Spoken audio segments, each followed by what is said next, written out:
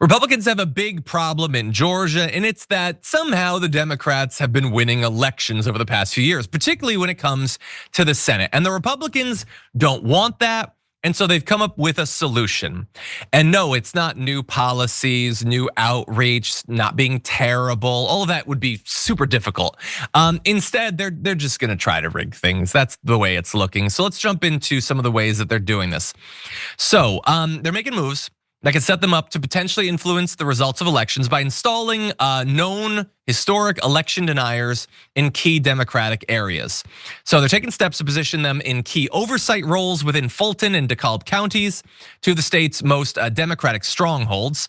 And so take a look at this map. So in the 2024 election, Harris lost Georgia despite winning in those two counties 72 and 82% of the vote. And so it's really important for Democrats in terms of statewide politics. So what are the Republicans trying to do?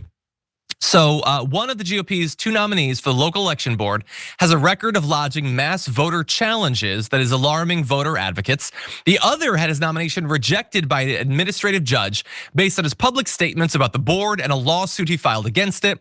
In Fulton County, the Republican Party is suing officials who rejected their two nominees.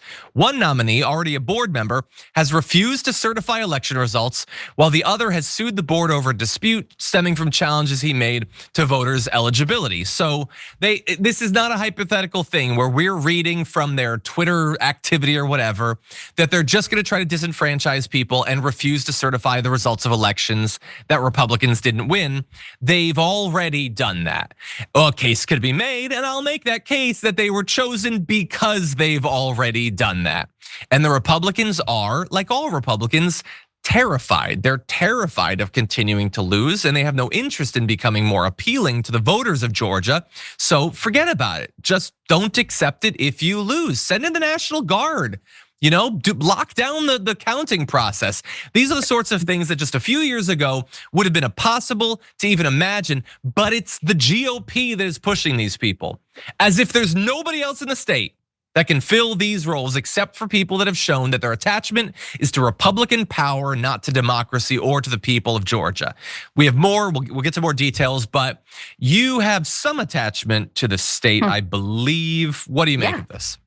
I'm right here in the heart of Atlanta, which the Republicans hate Atlanta, and they want that airport too. They want that Atlanta airport and take control of it badly. This is why, look, I don't want anyone hurt, but this is why when Brad Raffensperger and his friend, I've forgotten his name, stood before people as they were getting death threats and his wife was getting threats. Yeah. Somebody's going to get hurt here because he's certified and would not go against it. And then you turned around and there was this thing called water that you wouldn't allow people to have standing line. You did so many things after that. You went right back to it. And even worse, you said there's no fraud here. Nothing measurable that could have given you the state of Georgia. And then you did it anyway. And here you go again. Here you go again. So, people lack integrity. They're kind of stupid too, because once you make this kind of deal, it's like once you pay the mob, they're under threat. You're gonna have to pay them forever, right? Yeah. So have at it. This is our forever. Yeah, and yeah, I don't remember the other gentleman either, but you were right. They did actually stand up in that prior election when all those challenges were going around. And then I don't know if as a result of the threats and everything, but like the way that they talked about elections a few years later started to be a lot more sympathetic towards election deniers. And again, people like them are not gonna be able to fill these positions. The Republicans know that this is the quickest route to power, and so they've been prioritizing this. They're doing this right now in Georgia, but we spent the last few years talking about a variety of states where they're putting election deniers on all of these boards. And so it's what I keep trying to remind people. A lot of people, and I understand why, are worried that there's not gonna be elections. 2026, 2028, they're gonna cancel them. But my reaction has always been, why? They don't need to cancel them if they make them unlosable. And there's a lot of risk to canceling. If you literally cancel the elections, that looks really bad. But what if you do what Putin does and what all the despots have always done? You still have elections, you have the facade of democracy, but you make it impossible to win. And not like rigging every single vote, Not like you're just replacing the results of the election with something a computer spat out, but what if it came down to Georgia? And what if in Georgia it came down to Fulton County? And what if a couple places you just decide we're not gonna certify it? Again, this is not me like spinning wild hypotheses. They've already voted to refuse to certify these elections.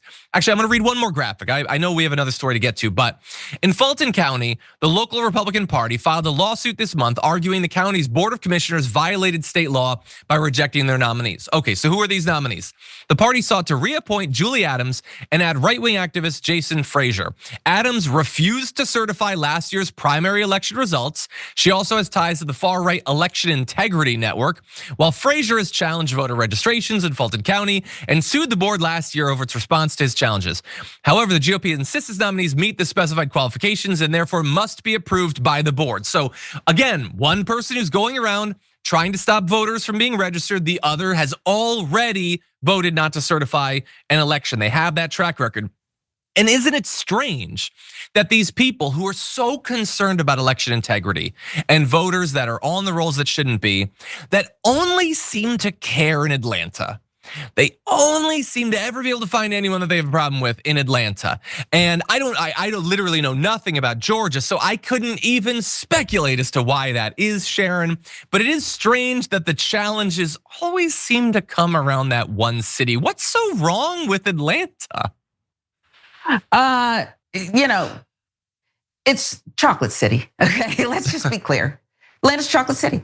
And that's what's quote unquote wrong with it. It's this beautiful, diverse, wonderful melting pot. It's everything that some don't want. And so, yeah, we gotta target it.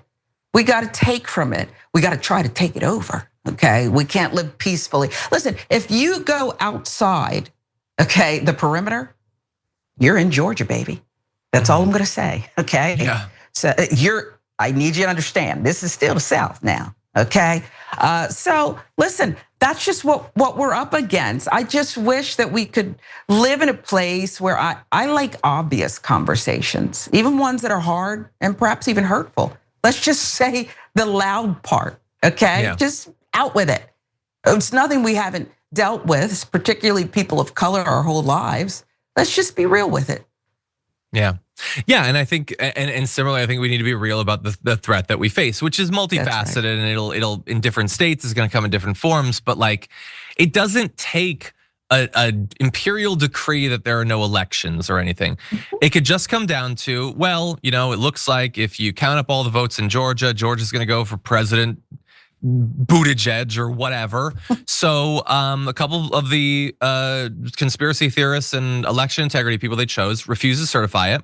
They refuse and they refuse and they refuse. And then it goes up to the Supreme Court, and the Supreme Court's like, well, we can't wait forever. So we're just gonna have to not accept it.